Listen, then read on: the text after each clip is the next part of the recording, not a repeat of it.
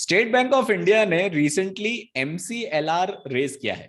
इसका क्या मतलब है और हम पर इसका क्या फर्क पड़ेगा, बात करेंगे आज के वीडियो में।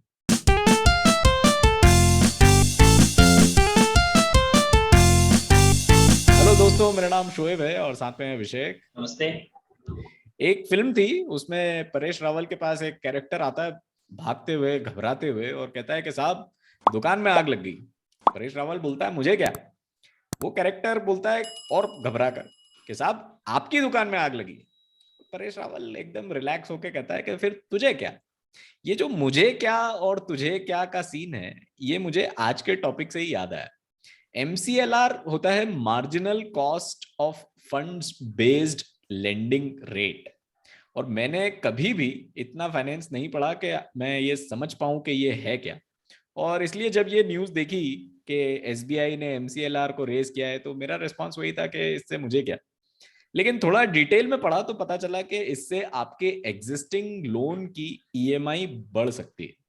तो अगर आपके पास कोई एग्जिस्टिंग लोन है तो ये जानना आपके लिए इंपॉर्टेंट है कि एमसीएलआर एक्चुअली है क्या, ये क्यों बढ़ा, क्या ये आगे और बढ़ सकता है, और हम पर इसका क्या इम्पैक्ट है। तो इसी के बारे में सिंपल भाषा में और डिटेल्स देंगे अभिषेक। आज हम समझेंगे कि एमसीएलआर है क्या। जैसे कि शोएब ने बताया कि एमसीएलआर का जो फुल फॉर्म होता है वो तो marginal cost of fund based lending rate. Simple भाषा में समझे तो ये वो रेट ऑफ इंटरेस्ट होता है जिसके नीचे आपको बैंक लोन नहीं दे सकती है। सपोज कीजिए कि अगर एमसीएलआर 7% है तो बैंक उसके नीचे आपको किसी भी तरह का लोन नहीं दे पाएगी। यानी मिनिमम रेट ऑफ इंटरेस्ट होता है तो कि इससे ज़्यादा ही रेट ऑफ इंटरेस्ट बैंक किसी भी तरह के लोन के लिए आपसे चार्ज करेगी। जो एमसीएलआर की जो ये जो सिस्टम था ये 2019 तक ही था। उसके बाद से ये हो गया है कि उसके बाद से जो रेपो रेट होता है वही एमसीएलआर की तरह एक्ट करता है। रेपो रेट से नीचे बैंक किसी भी अपने कस्टमर को लोन नहीं देती है। अभी रेपो रेट क्या है, एमसीएलआर क्या है, जैसे कि आपने जब आरबीआई की मॉनेटरी पॉलिसी आती है उसमें आपने पढ़ा होगा न्यूज पेपर में कि बैंक ने ब्याज दरें नहीं बढ़ाई है। तो ये यही रहता है, ये रेपो रेट और रिवर्स रेपो रेट होता है। ये बेसिकली रेपो रेट ये होता है कि जिस पे बैंक आरबीआई से लोन लेती है उसको रेपो रेट बोलते हैं। रिवर्स रेपो रेट वो होता है कि आरबीआई बैंकों से जिस रेट ऑफ इंटरेस्ट पे लोन देती है उसको रिवर्स रेपो रेट बोलते हैं। तो अब एमसीएलआर 2019 तक था, अक्टूबर 2019 तक। उसके बाद जो अक्टूबर 2019 के बाद जो लोन लिए गए उस पे जो मिनिमम रेट ऑफ इंटरेस्ट है जो एमसीएलआर डिसाइड करता था वो रेपो रेट होता है। अगर रेपो रेट अगर 6% है तो बैंक 6% से नीचे लोन नहीं दे पाएगी। अब ये ऊपर नीचे क्यों होते हैं? बेसिकली जो रेट ऑफ इंटरेस्ट जो चेंजेस होते हैं, जो आरबीआई अपने रेट ऑफ इंटरेस्ट बढ़ाती है वो बढ़ाती है कि इन्फ्लेशन क्या है, इन्फ्लेशन को कंट्रोल करने के लिए या बैंकों को अगर ग्रोथ को अगर आरबीआई को लगता है कि ग्रोथ को बढ़ाने के लिए और ज़्यादा लोन देना है, अगर हमारी इकोनॉमिक ग्रोथ को बढ़ाना है तो ये रेट ऊपर नीचे करती है। अब जैसे कि हम सब जानते हैं कि जो इन्फ्लेशन रेट है वो काफ़ी हाई चला गया है। जो आरबीआई का जो टारगेट जो रेट रहता है कि आरबीआई को जो होलसेल प्राइस इंडेक्स रहता है डब्ल्यूपीआई रहता है वो 6% से नीचे रखना पड़ता है। उनका टारगेट है कि हमें 6% से नीचे ये डब्ल्यूपीआई रखना है। अब वो 6% से ज़्यादा हो चुका है। तो लास्ट जो आरबीआई की पॉलिसी थी उसमें आरबीआई ने रेट ऑफ इंटरेस्ट इंक्रीज नहीं किया। अब हो सकता है कि जो नेक्स्ट पॉलिसी आएगी उसमें काफ़ी चांसेस थे कि आरबीआई रेपो रेट बढ़ाए, तो इसलिए बैंक ने एमसीएलआर चेंजेस करना चालू कर दिया है। जैसे कि एसबीआई का जो एमसीएलआर था अभी 7% था, उसको 7% से बढ़ा के 7.1% कर दिया है। तो बाकी कई बैंकों ने, bank of Baroda, axis bank, Kotak Mahindra bank ने 0.5 बेसिस पॉइंट से अपने एमसीएलआर बढ़ाए। 5 बेसिस पॉइंट का मतलब होता है कि 0.5% से अपने एमसीएलआर को बढ़ाया है। जैसे कि मैंने कहा कि ये एमसीएलआर और रेपो रेट क्यों बढ़ रहे हैं, तो इसमें से एक रीजन था कि एक तो इन्फ्लेशन बढ़ा है, दूसरा रीजन ये था कि जो बॉन्ड यील्ड रहते हैं, अब बॉन्ड ये होता है कि जब मार्केट से पैसा उठाती है तो एक पेपर इशू करती है।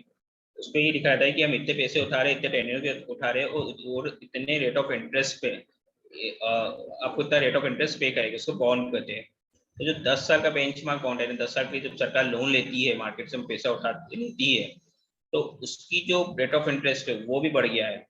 वो जो भी 10 साल का जो बॉन्ड की जो रेट ऑफ इंटरेस्ट चल रहा था वो 7% था, वो हो गया 7.15%। यानी सरकार को भी महंगा लोन सरकार भी मार्केट से एक ज्यादा रेट ऑफ इंटरेस्ट पे लोन उठा रही है, तो इसलिए एमसीएलआर भी बढ़ा है। एक रीजन ये भी है इन्फ्लेशन के साथ साथ। अब एमसीएलआर का बढ़ने का मतलब क्या होता है? एमसीएलआर बढ़ा है तो जो आपका रेट ऑफ इंटरेस्ट है आपके लोन पे, जो एग्जिस्टिंग लोन है उस पर बढ़ेगा। अब इसमें दो चीज़ हो सकती है कि अगर आपका रेट ऑफ इंटरेस्ट बढ़ा तो आप दो चीज़ें कर सकते हैं, या तो आप अपनी ईएमआई बढ़ा दीजिए, नहीं तो आप अपना, अगर ईएमआई आपको इतनी रखनी है तो आपका टेन्योर बढ़ जाएगा। सपोज कीजिए आपकी ईएमआई अगर 100 रुपये से अगर 1000 रुपये एमसीएलआर बढ़ने से आपकी ईएमआई 10 रुपये बढ़ गई है, तो या तो आपकी मंथली आप ईएमआई 1010 रुपये कर लीजिए, या अपना टेन्योर जितना भी करस्पॉन्डिंग है 6 महीने 1 साल उतना आप बढ़ा लीजिए। तो आपके पास दो ऑप्शन रहते हैं एमसीएलआर बढ़ने पे। अब ये एग्जांपल से यहाँ पे समझाया गया है कि एमसीएलआर बढ़ने पे आपकी ईएमआई में कितना फर्क पड़ रहा है। सपोज कीजिए कि आपकी अगर एमसीएलआर जो 7.5 था वो 10 बेसिस पॉइंट से यानी 0.1% से बढ़ा है, 7.6% हुआ है। तो अगर आपका 50 लाख का लोन है 10 साल के लिए, तो अगर आप 7.5 पे 49,350 रुपए की ईएमआई पे कर रहे थे, अब 7.6 एमसीएलआर होने से अब आपको जो ईएमआई आएगी आपकी आएगी 59,612 रुपए, यानी लगभग 300 रुपये आपको ज्यादा पे करना पड़ेगा। अगर ऐसी एमसीएलआर 100 बेसिस पॉइंट से बढ़ जाता है कि अगर 7.5 से 8.5 हो गया है, तो ये ईएमआई बढ़ जाएगी 61,992 रुपए, यानी 2,682 रुपए का फर्क पड़ेगा। अब दो ऑप्शन है कि आपको क्या करना चाहिए, कि अगर आपको लगता है कि मेरा रेट ऑफ इंटरेस्ट बढ़ रहा है तो मैं क्या करूं। अगर आपके पास डिस्पोजेबल, आपके पास एक्स्ट्रा कुछ मनी है, अगर आप चाहे तो वो लोन को क्लोज कर सकते हैं।